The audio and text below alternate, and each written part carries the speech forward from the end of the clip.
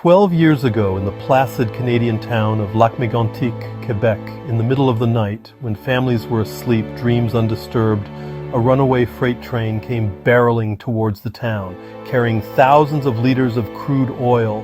The runaway train derailed and exploded in the center of town. Flames soared, buildings were obliterated, and the heart of Lac-Mégantic was left in ruins.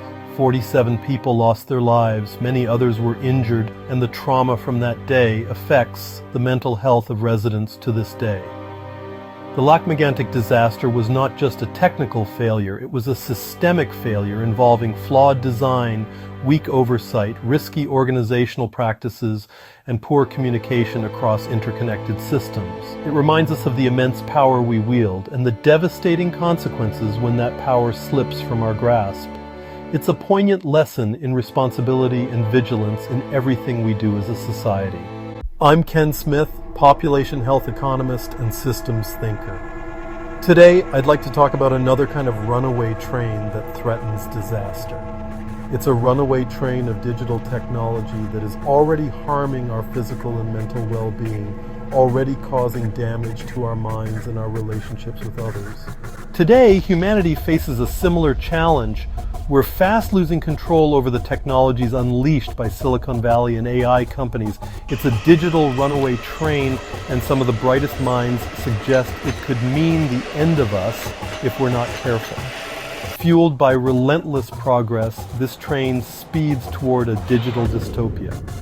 The consequences are already clear. Techno-stress, widespread misinformation, and existential fears about AI. As a population health economist, I've studied the wellness implications of what I call technologically mediated interaction. All interactions through electronic media. I contrast these with embodied human interaction, genuine, in-person connection.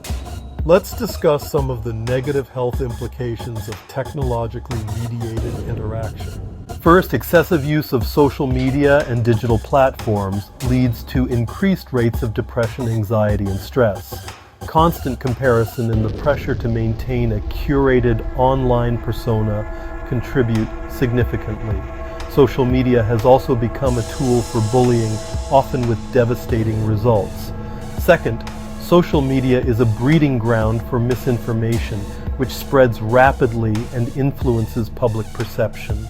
This leads to misguided beliefs and actions, affecting everything from health decisions to political views. It has created separate information ecosystems that erode trust in society. The rise of deepfakes will only worsen this. We may soon be unable to distinguish between a politician's real speech and a deepfake. Imagine the impact on politics already plagued with conspiracy theories. Third, the rapid advancement of AI leads to existential fears about humanity's future. Oddly, those most invested in AI research are often the ones warning about its dangers. Yet, the technology just keeps moving forward. It seems even critics are part of a system that disincentivizes slowing down. Finally, we cannot ignore ethical and safety concerns. AI and digital technologies raise numerous issues: privacy violations, data insecurity, identity theft, and the potential for AI to be used harmfully. While these concerns highlight the need for responsible development and regulation, businesses and nation-states have strong financial incentives and security concerns that limit the likelihood of significant regulations. So here we are at the beginning of a brave new world, or perhaps it's the beginning of the Borg hive mind, or Skynet, who knows. Instead of dwelling on where this madness ends, why not consider where sanity begins? Why not come back to our senses? While it's important to counter these trends, let's focus on what we can do. What can we do to promote greater embodied and authentic human connection?